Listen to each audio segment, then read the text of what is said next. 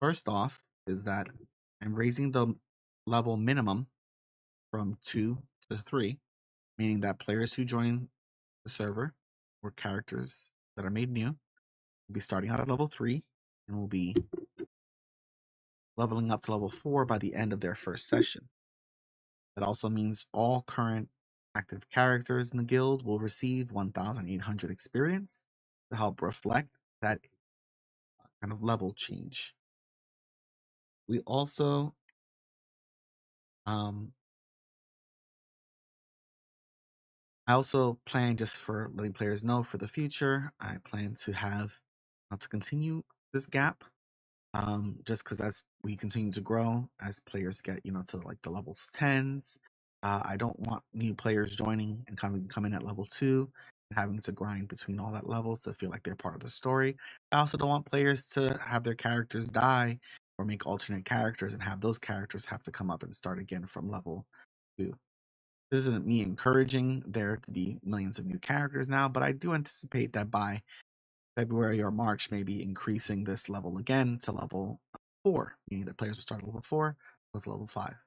I plan to continue doing this as we level up and eventually, just like with last campaign, close off new members completely from joining the campaign once we get to a certain point. But at least if we have characters who are, let's say, level 16 and 17, and we have players who join the campaign at level 8, at least they have a way to make some kind of impact on the campaign by that point. We still have plenty of new players joining. Still haven't been pushing as much, but we have plenty of players who are joining the campaign. That's been going great. So I'm going to quickly go through the questions here, like I said, to summarize, because for some reason, this is what happened. First question was, who's the best dog boy? Who's the best boy on Dog Planet? There is confirmed a Dog Planet out there, and the best boy is Reginald. Any tips for finding treasure while exploring? It's a very different and fun mechanic since the world is largely unexplored. Unfortunately, the only simple answer to this is more exploration. But if you're out there and you're looking for certain areas, I think kind of looking and seeing like where you think people would hide things, kind of the best bet. But you may also just come across like a you know, someplace that looks like recently buried of dirt and could go and dig it up. What NPC have you most enjoyed playing so far? And are there any that you really look forward to us meeting and interacting with? For me, it's been Mr. Marco, the goblin, because he has very goblin abilities, goblin boss features, and also just being fun being like a mob boss kind of gangster person. How did you come up with the three realms? How are they different from the planes of existence we've seen before? So the three realms, the upper, the lower realm, and the shadow realm, um, kind of a newer take. As much as I like the cosmology of D&D, the big headache determining like which realms and things you're going to, which places you're going to be at. And I also wanted to kind of make my own stuff and make things a little bit different than typical settings. The Shadow Realm in particular is a place that I've always wanted to explore more of. It is not the Shadowfell, so don't think it's just going to be that. Um, but it's a concept that I've always been in love with for a long time. So I'm really interested in exploring Shadow Realm. Um, does the existence of the internet and higher technology create an easier life for the average commoner in the verse compared to tier? Not really, no. People have easier communication, easier consumables and consumption, but uh, not an easier life. And is there a strongest entity in the verse? I don't think so. I think strength can mean a lot of things. There are strong beings for sure, but when you have a king who's able to gather the masses of armies of several planets, it's hard to quantify that power. Um, can we go to the rest of our QA questions? Continuing with, how should ranged characters approach the underwater missions? Um, so obviously, switching to melee is always an option, but if you can find ways to counteract the disadvantage that underwater characters get, like with fog cloud or ink cloud or things like that, blindness, deafness, but generally, when you're having underwater battles, I think it's that's to kind of plan accordingly. Have like nets and harpoons and things like that. but also knowing like with your allies what things they can do to help mitigate the issues you may have. For the coded message, with puzzles like this, should we be able to figure it IRL and apply back to game, or just keep gathering clues? I don't expect anyone to figure things out automatically, but if you do need to, if you do end up somehow figuring it out, that's great. But typically, I expect there to be clues and things that you find over time that will help you to come to the right conclusion. For Rin, I feel like I'm being dense about his personal quest. Am I missing clues or things Rin should be doing? Or are we just on a story arc that will continue to evolve? Uh, no, I think when it comes to um, when it comes to Rin, you're already making progress and making uh, strides towards finding the goal. And now it's to the point. At this point, it's just kind of you spoke to Mr. Marco, seeing if he gets back to you, how long it takes for him to do so.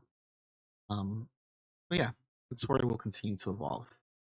Once one thing that the RIQ members have crossed by but haven't explored yet, um, and what's something that we're close to exploring but we haven't bumped into yet? A little hard to answer because, of course, I don't want to leave spoilers for people. Um, but I'm really interested in people exploring the homeworld planets, like Terra, where the Earth, where the humans came from, and seeing like these truly advanced civilizations and societies. So that will be exciting. Then we have some questions that were asked by our chat, um, such as uh, uh, mm, Mr. T is doing a lot of eating. Uh, he's here for a tasty time, not a long time.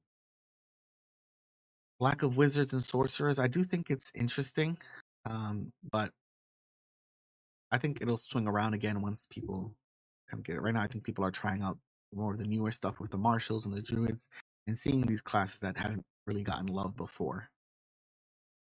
But definitely surprised. Are you expecting another PC love story, and who is your bet on so far? I never expect PC love stories. It's always something I'm never sure because it could very easily go very poorly. I do have some ideas of some PC NPC love stories that may develop. We'll see how those go. But yeah, I'm curious. Thoughts on how we are engaging with downtime now? Mainly, I mainly wanted to streamline the downtime activity so that there wasn't a lot of back and forth and having to check things when you're rolling. Just coming in to roll your gambling, roll your dice, you got it, you got your result, good. Um, but when it comes to the bastions and the downtime and crafting, I mainly wanted players to build things together and have ideas for things like if Mr. T had a vehicle, and maybe you guys have like a deployable shield generator that makes it so that enemies who are shooting from outside of it, they have to hit the shield first before they can hit you. That sounds like a larger project that multiple people can work together on, and that's the kind of thing that I'm interested in people, collaborating on larger scale developments and things like that. Mainly just communicating with each other and collaborating because item creation is just such a fun, unique thing. For the scale research, are you expecting several group checks to beat a DC a certain number of times or a certain number of hours studied, like crafting? This one is not as like mechanically equivalent in terms of like I expect this many check or this level of DC, but it's more like when you have access to certain levels of breakthroughs, like with any other scientific study or scientific field. Being the first one to make that breakthrough is always the most difficult part. When you have access to other people's research and notes and things like that, it makes experimentation a lot faster and progress a lot faster as well. So I'm more expecting, like, as certain breakthroughs are made and certain technologies are created, that then there will be certain breakthroughs. Um, I think that was all the questions. Like I said, unfortunately, the stream did not record properly voice audio, so this is the truncated version. Hopefully, progress a lot faster. That's well, better. So hopefully, that works for everybody. But um, thanks